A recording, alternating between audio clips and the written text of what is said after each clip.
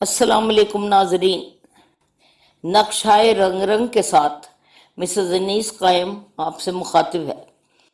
اپنی اس سے پہلی گفتگو میں نے بابا برکت علی کو آپ سے متعارف کرایا تھا، جس میں نے ان کو ان کے بلند کردار، ایمانداری، قناعت پسندی اور ان کی عام روش جو ہم بچوں کے ساتھ تھی اس کے لیے انہیں خراج پیش کیا تھا۔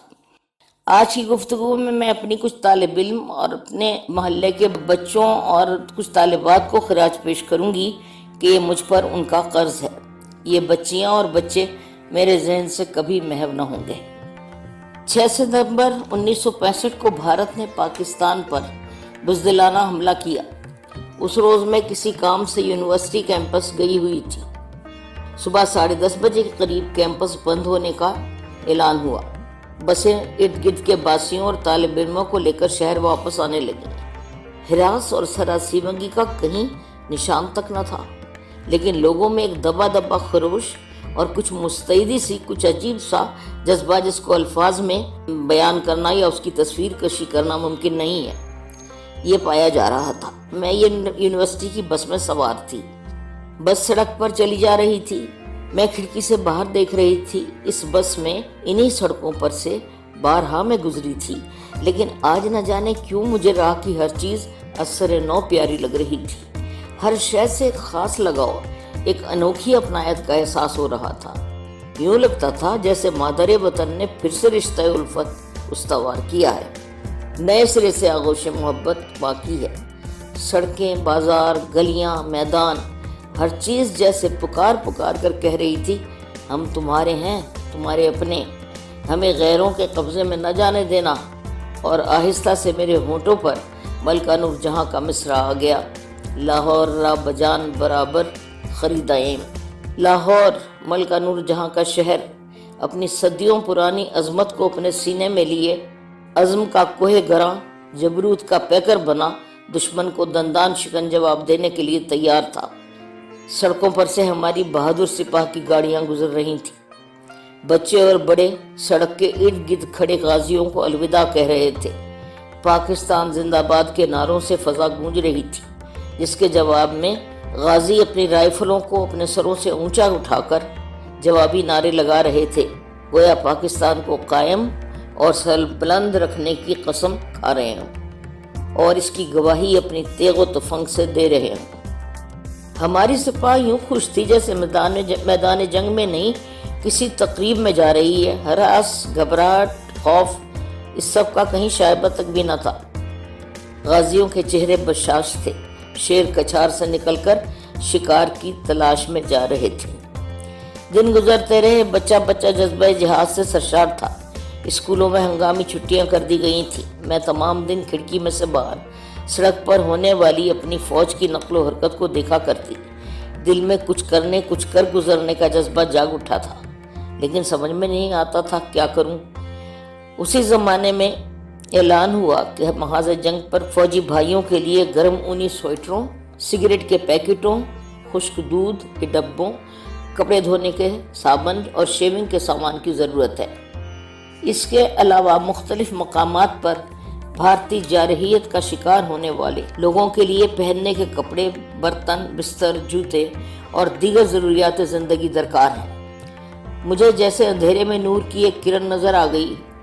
اسی وقت میں نے ارد گرد کی چند لڑکیوں کو اکٹھا کر کے سادہ سے الفاظ میں اپنا مدعا بیان کر دیا کہ اس طرح سے یہ اشیاء اکٹھی کرنا ہے اور ہم اور آپ سب مل کر یہ کام ضرور کر سکتے ہیں۔ لڑکیوں نے میرے پیغام کو لبیک کہا، بلکہ یہ کہنا زیادہ بہتر ہوگا کہ اس سلسلے میں مجھ سے بھی زیادہ جوش و خروش کا مظاہرہ کیا۔ استاد عام طور پر نئی پہنچ سے شاکی ہیں اور طالب علموں کے طبقے سے مایوس، لیکن بقول اقبال میں اس کشتے ویراں سے ہرگز نا امید نہیں ہوں، بلکہ میں نے تو جب بھی آزمایا اس مٹی نے بڑے نم کا ثبوت دیا۔ ہم صبح سویرے اپنی ٹوکریاں اٹھا کر ارد گرد کے علاقوں میں نکل جاتے اور جہاں سے جو کچھ بھی ملتا اکٹھا کرتے۔ اس کار خیر کی ابتدا ہم نے اپنے گھروں سے کی۔ ہمارے اس پہلے گروپ کی لیڈر سعدیہ تھی اور اس گروپ میں سعدیہ کی سرکردگی میں حلیمہ، زبیدہ، نزت اور سعیدہ وغیرہ نے جو کام کیا، اس کی یاد میرے دل میں ایک انمٹ نقش کی طرح ہمیشہ محفوظ رہے گی۔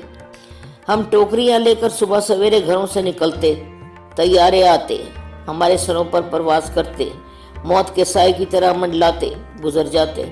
سائرن سن کر ہم لوگ قریب کی کسی خندق میں پناہ لے لیتے۔ ایک بار ہم نے اپنے شاہینوں کو دشمن کے طیاروں پر جھپٹتے بہت قریب سے دیکھا۔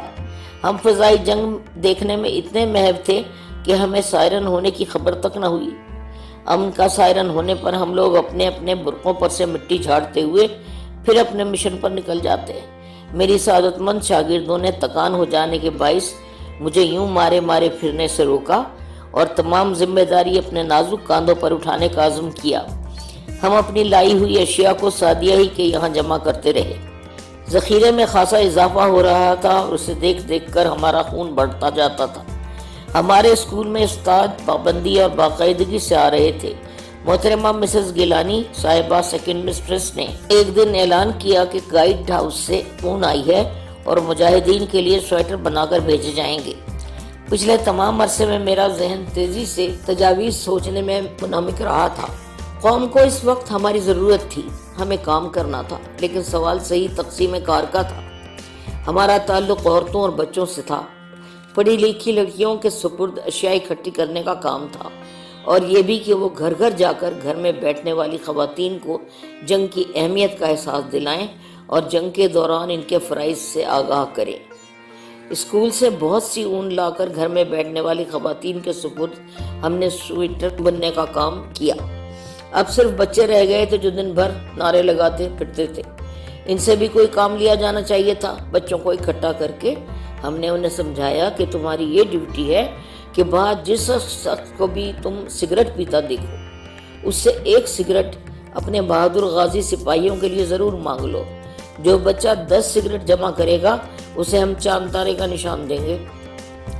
بچوں نے اس قدر جذبے، دلچسپی اور ذوق و شوق کا مظاہرہ کیا کہ ایک ہفتے کے اندر 1500 سگریٹ جمع کر ڈالے۔ ہمارے جمع کیے ہوئے ذخیرے میں اب صرف دودھ کے ڈبوں کی کمی رہ گئی تھی، جو بعد میں پوری کر دی گئی۔ اپنے اس جمع شدہ ذخیرے کو ہم نے اب گائیڈ ہاؤس بھیجنے کا قصد کیا۔ اسی زمانے میں اڑتی اڑتی یہ خبر پہنچی کہ ہمارا اسکول یعنی چوبوت ji government girls high school Multan road Lahore بھی ریلیف سینٹر بن رہا ہے۔ یہ سن کر ہم نے اس تمام ذخیرے کو اسکول پہنچا دیا۔ اب اسکول سٹاف نے بھی اس ذخیرے کو مزید تقویت پہنچائی۔ ہیڈ مسز صاحبہ محترمہ مسز ہمایوں صاحبہ نے اس سلسلے میں پہل کی اور بہترین ملبوسات، بستر اور دیگر ضروریات زندگی عنایت فرمائی۔ لڑکیوں کے پہلے گروپ کی کارگزاریوں کی خبر جنگل کی آگ کی طرح آس پاس کے علاقوں میں پھیل گئی تھی۔ اب دوسری لڑکیوں نے بھی جوق جوق مجھ سے رابطہ کرنا اور مجھ تک پہنچنا شروع کر دیا۔ پہلا گروپ اب کافی تھک چکا تھا، اسے آرام کی ضرورت تھی، لیکن ساتھ ہی دوسرے گروپ کی تشکیل لازمی تھی کہ کام نہ رکے۔ طالبات کے گروہ کے سامنے میں نے یہ بے کم و کاست اپنے جذبات بیان کر ڈالے اور کہا کہ مجھے آپ کی مدد کی ضرورت ہے۔ کون لڑکی خود کو اس خدمت کے لیے پیش کرتی؟ 10ویں جماعت کی سائنس کی ایک ہونہار طالبہ گل رانا نے بڑھ کر سب سے پہلے اپنا ہاتھ اٹھایا اور اس کی تقلیب میں ہاتھ اٹھتے ہی چلے گئے، یعنی نزہت، راحت، پروین مختار، نجمہ، شاہدہ عزیز، سائرہ، سریہ، صدیقہ، شفیقہ، فضیلت، طلحہ، سائرہ، رفت، ریاض، نزہت، رفت، پروین، تزین، شاہدہ اور ناہید نے خود کو نہایت پرجوش طریقے پر اس خدمت کے لیے پیش کیا۔ میری نظریں مستفسرانہ مجمع کا جائزہ لے رہی تھی اور میں یہ جاننا چاہتی تھی کہ ان میں سے کون ہے جس کو میں اپنے نائب کے طور پر چن کر لڑکیوں کا گروپ لیڈر مقرر کر سکتی ہوں۔ میری نظر انتخاب گل رانا ہی پر پڑی اور میں آج بھی یہ کہنے میں حق بجانب ہوں کہ میرا انتخاب بہترین تھا۔ اس لڑکی نے کمال محنت و جانفشانی سے دوہری ذمہ داریاں اٹھا کر اس کام کو بہترین انتظام و انصرام کے ساتھ انجام دیا۔ پہلے گروپ میں بھی اور اس گروپ میں بھی، دونوں گروپوں میں کام کرنے والی بیشتر لڑکیاں وہ تھیں جنہوں نے ہلال احمر کی اپیل پر بلڈ بینک میں جا کر خون کے عطیات بھی دیے تھے۔ کملائے چہروں اور لڑکڑاتے قدموں سے جب یہ لڑکیاں اپنا قیمتی بوجھ یعنی سامان کی ٹوکریاں اٹھائے اسکول پہنچتی تو فرط جذبات سے میری آنکھوں میں آنسو آ جاتے۔